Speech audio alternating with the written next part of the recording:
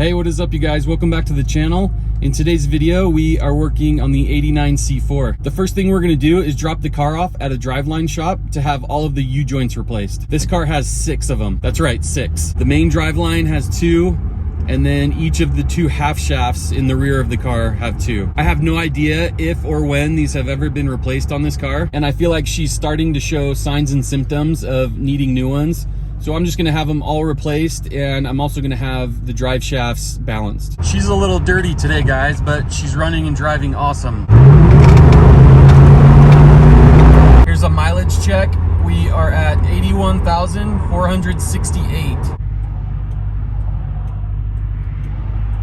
That's a sweet truck. All right, here we are at Galen Drivelines and Exhaust in Lehi, Utah, and she's all checked in and ready to go.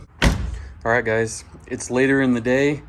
I just got the car home from the shop and mission accomplished. The guy at the shop said that the U-joints were factory U-joints and they were dry and they were definitely due to be replaced. He said that the half shafts were in balance and the main driveline only took a little bit of weight. As I mentioned earlier in the video, I had no idea when or if these were ever replaced, so just for my peace of mind, this is something I wanted to do. I was hoping that new U-joints would solve a couple of issues I'm trying to work through. One of them is that weird rattling noise that I talked about and showed you guys in a previous video. Another one is a slight vibration when I accelerate at low RPMs. But unfortunately, those are still there, so I'm still trying to figure those out. So more to come on that. I'll keep you guys posted. But let me show you how much I paid. I'm not sure how well you can see that. It's written lightly and not very well, but just under $1,000 bucks.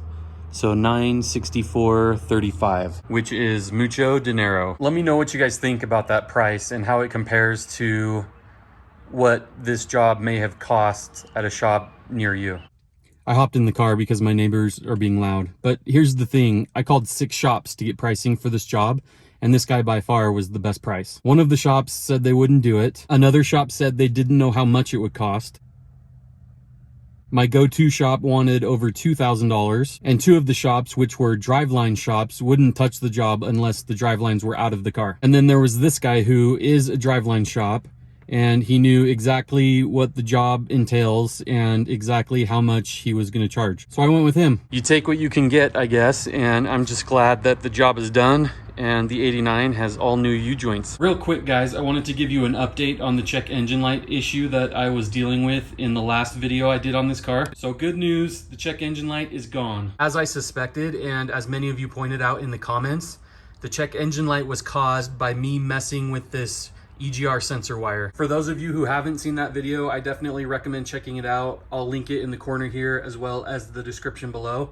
But essentially, I installed a new heat shield on the EGR pipe, and in order to wrap the new heat shield on the pipe the way I wanted, I removed the entire EGR pipe. And in the process of doing that, I noticed this black wire here that threads into the top of the EGR sensor, but it shouldn't be threaded in all the way. And when I got the EGR pipe and sensor off, I didn't know that. I thought that by this black wire not being threaded in all the way, that might be causing an issue. So I proceeded to thread it in all the way, and once I got everything reinstalled, I got a check engine light. Based on feedback from you guys and reviewing the footage that I took prior to removing the EGR pipe, I was able to determine that the black wire should be threaded out about 5 threads. So I backed the wire back out, reconnected the battery, and started the car up, and she started up great, and there's no more check engine light. So there you go. Just wanted to give you guys that update. Hopefully that helps you out and you can learn from my mistakes. Before I figured out what the issue was, I did order a new sensor just in case from C4 Corvette.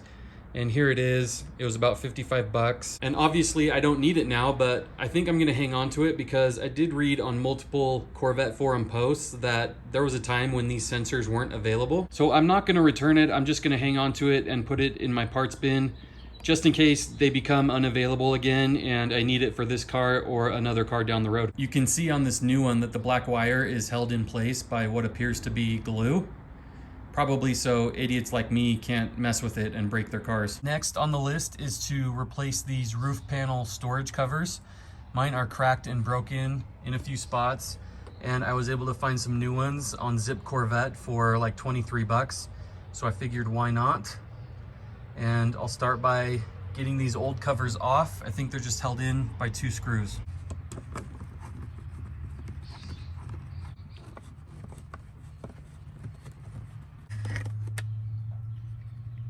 Got both covers off. As you can see, both of them have cracking and chunks missing.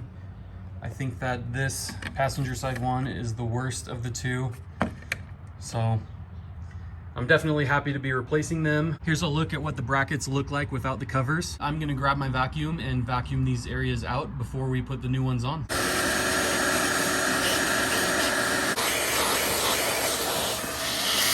All right, the vacuuming's done. I've wiped down the brackets and the new covers are ready to go on, but we have a problem. I just opened the package and apparently they sent me 2 driver's side covers. Dang it, that sucks. I guess shame on me for not opening the package right when I received it to verify that I got the right parts. All right, I just got off the phone with C4 Corvette and they're gonna take care of me and send out a passenger side cover. So I guess for now, I will put the new driver's side cover on and the old passenger side cover on and just wait until the new passenger side cover gets here. Sorry guys, that's my bad. I got the old and new covers back on. Here's a look at the new driver's side cover and I think it looks really good. Overall, the quality seems really good.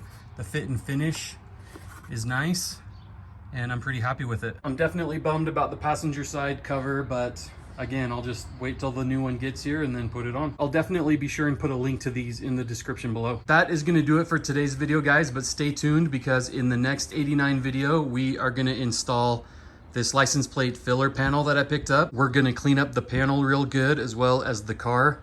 And I think this will make the front end look a lot better. I'm a little concerned that the color doesn't match completely, but we'll talk about that next time. Also, in the next video, I'm gonna try and fix the crooked passenger seat. Here up underneath the car, you can see that somebody used the jack right here, which bent the floor pan and caused the seat to sit crooked. This portion of the floor pan should be metal, so I'm gonna see what I can do to get it back into shape. Thank you guys so much for watching. There's much more to come on the 89. If you enjoyed the video, please give it a like. Be sure to subscribe if you haven't already so you don't miss out on any future content. Hit the bell icon so you get notified every time I drop a video. And take care, guys. I'll see you in the next one.